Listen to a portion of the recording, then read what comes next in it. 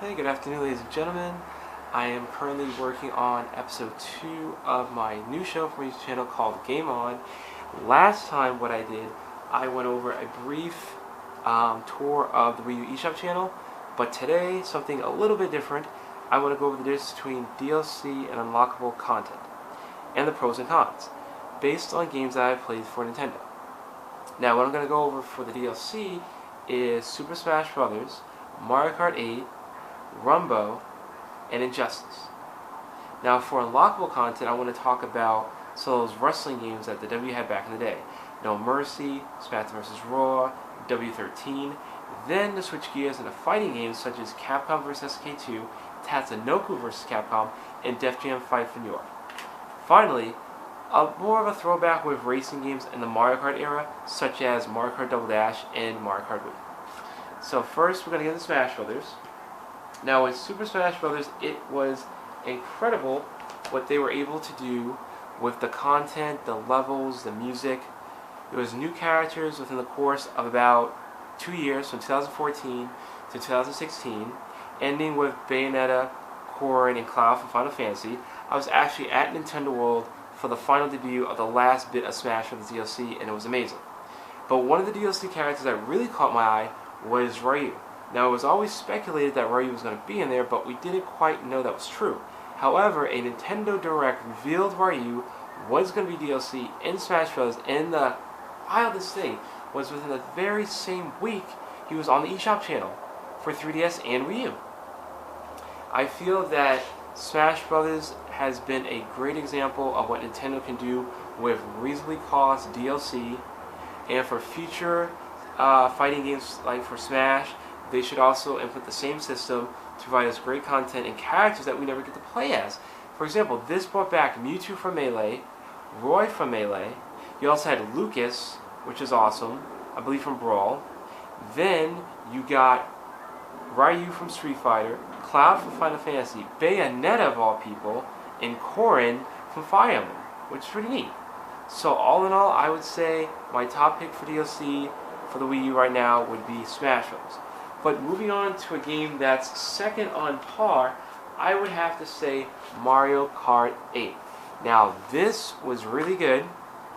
It already had enough content to begin with 32 tracks, but the DLC expanded and gave us content that we never thought we'd see in Mario Kart. For example, with the 2 packs that were both combined for $11.99, you got Tanuki Mario, Cat Peach, Villager, Link, various Legend of Zelda accessories for cards, Hyrule Circuit, Link himself, and it was just really amazing racing on those courses. And you also got a throwback, the original Rainbow Road for Super Nintendo, a Sight Bike, Dragon Driftway, Wario's Gold Mine, the horrible drift-worthy Yoshi Circuit, and Big Blue. And it was pretty cool to have that type of DLC in a racing game that you never had before. All for $11.99, and if you pre-downloaded both, you got 8 different pilot swipes of Yoshi and Shy Guy each. 8 different colors, which is amazing. So that would add up to about 48 tracks in Mario Kart 8 for $12 over the course of a year, and it was well worth the price. Now, switching gears, I'd like to briefly touch upon Injustice, Gods Among Us. Now, with that game, you had 4 different DLC characters for the Wii U. You had Batgirl, Zod, Scorpion from Mortal Kombat, and Lobo. All great additions, all worthy of the DLC price. On top of that, you had extra skins, no levels, but extra skins. And for what the Wii U got, I thought it was pretty good. However, we were missing Zatanna and Martian Manhunter, which I hope for Injustice 2, if it does come out for Switch, we get them and then some. Now, switching gears, I'd also like to talk about Rumbo for the Wii U and that DLC content. Now, with Rumbo, it's a race to the finish with Smash Bros. Elements, and what they did was there were some characters to get to the unlockable side that you could just unlock by completing certain criteria in the game normally.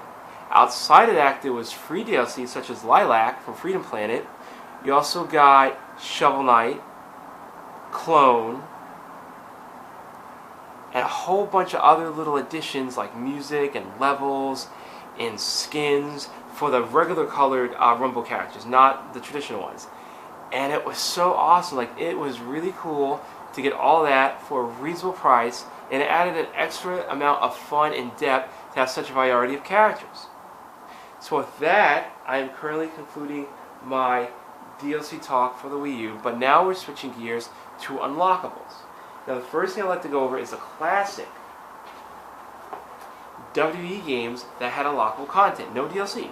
Let's start with WTF No Mercy. Now, depending on which part of the story mode you beat, you would unlock different characters and stages, and on top of that, you earned cash. Cash, which was used to buy more characters, more stages, and more moves for your creative wrestlers. It was really neat. Then, if you want to fast forward to about 2008, yep, 2008, you had SmackDown vs. Raw 2009, which was unbelievable. Better graphics, online, tag team assists, motion controls, and various unlockables based on actually DLC built in, not paid, but DLC built in if you put in a specific code or if you've done certain criteria in the Road to WrestleMania. So I thought that was really neat, and it added Ric Flair, you got Taz, you got Vince, you had Layla, and it was just really cool. Now, go to the last gem that Nintendo had for WWE, WWE 13. Now this was a mix between SmackDown vs. Raw and No Mercy. You had the No Mercy Attitude Era storyline and characters to be unlocked, plus the current roster akin to SmackDown vs. Raw. Great mix, great variety. It was also unlocking the belts and the characters. The only two people I don't have is John Laurinaitis and Kevin Nash, but they're really not a factor. You get Stone Cold, you get Bret Hart, you get Shawn Michaels, DX, Edge and Christian, Eddie Guerrero, Big Boss Man, Paul White, Vince, Shane. It was incredible. So that's all I have to say about Unlockables from the WWE side. Now let's switch gears to fighting games. What I'd like to bring up first is Def Jam Fight for New York for the Nintendo GameCube. This was really cool. You got to play as Snoop Dogg, Redman, Busta Rhymes, Carmen Electra, Ludacris, Big Joe. Like, it was really incredible what you got to do. Now, the way you unlock characters was by cleaning story mode by making your own character and going through their career mode. Each different version of the story unlocked different characters and levels and divas, or female wrestlers if you will. Also, you got different moves too that you could unlock. Now, outside of completing story mode and throwing Snoop Dogg through the window, which is the greatest gratuity of all times, the greatest feeling, you can also unlock characters by playing versus mode and building up points. Now, after that, we could get into Capcom versus SNK 2 EO for the GameCube, and it didn't have that much unlock inside a couple stages, but depending on how you cleared arcade mode, you can either unlock Ultimate Rugal or Shin Akuma. Now be warned, by unlocking these boss characters, these final boss characters, their healths were nerfed. Strong attack, but weak defense. Switching gears to Tatsunoko vs. Capcom for the Wii, this is a great return for the Street Fighter franchise to Nintendo. It had Chun-Li, it had Ryu, and then they mixed it up with Mega Man, Frank West as an unlockable character. And how you did this was similar to Capcom vs. SNK. All you had to do was just go through arcade mode with various characters to unlock. And that was it. Okay, so that concludes the fighting game portion of my Unlockables talk. Now we're going to switch to Mario Kart with two different versions. We have Mario Kart Double Dash. It came out in 2003 for the Nintendo GameCube, and it was really cool how it was 2 carts per character. You were teaming up with your friends, teaming with the computer for double kart action, and it was nice that there was unlockables this time. Mario Kart 64 and Super Mario Kart for Super Nintendo didn't have that, but this is the first to have that. By completing certain cups and criteria, you unlock different cards and characters. Now, if you were interested in getting Toadette and Toad, all you had to do was go through the special cup on 100 cc's and you got them in their cart. Now for Petey Piranha and King Boo, for that it was just it was just Star Cup Mirror Mode, which is insane. Now to switch gears to Mario Kart Wii, this had tons of unlockables, tons of characters, but the way you got them was a little bit different. For example, most of the carts can be unlocked by completing certain CCs in the Grand Prix. But if you want characters, for example, let's say Funky Kong, you had to play a certain amount of matches online to get him, also to get Birdo. But if you wanted someone like Bowser Jr., all you had to do was complete Special Cup Star in certain modes throughout the game. Now, one of the hardest characters to get for Unlockables was Rosalina, unless you had Mario Kart Galaxy save data, which fortunately I did, thanks to my great friend Ronald Lucky. I was able to get Rosalina just like that.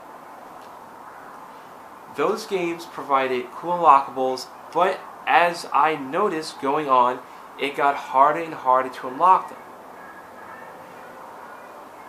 Now, to backpedal to DLC, I would have to say, based on the Mario Kart series, it seems a little bit more easier to just buy the content for the most part, seeing how the difficulty to unlocking characters and carts just got elevated and elevated. Now, if you want to go back to the wrestling games, W13, No Mercy, and SmackDown vs. Raw, I noticed the same thing. Unlocking certain characters got more difficult as the years went on, especially the requirements for John Laurinaitis and Kevin Nash. So it seems more likely that, THQ, or now 2K, if they ever make a game for the Switch, it would be semi-unlockable, but mostly DLC packs. Then, for the fighting games, I would say that's the only area where it's easier. All you have to do is just complete arcade mode for certain characters, and you got your bosses and you got your levels. Now, as far as Unlockables versus DLC, what do you guys think is better? Is it fair to just buy a game at full price and work very hard and endless to unlock characters with seemingly impossible odds? Or is it better to buy a game at full price and over time pay for DLC to get the same characters? What do you guys think? Please let me know in the comments. You can also let me know on Facebook in the Nintendo Power Group. Well, that concludes my talk on Unlockables versus DLC. I hope you guys enjoyed it. I'm going to try to do more videos as time permits. And as always, take care and game on.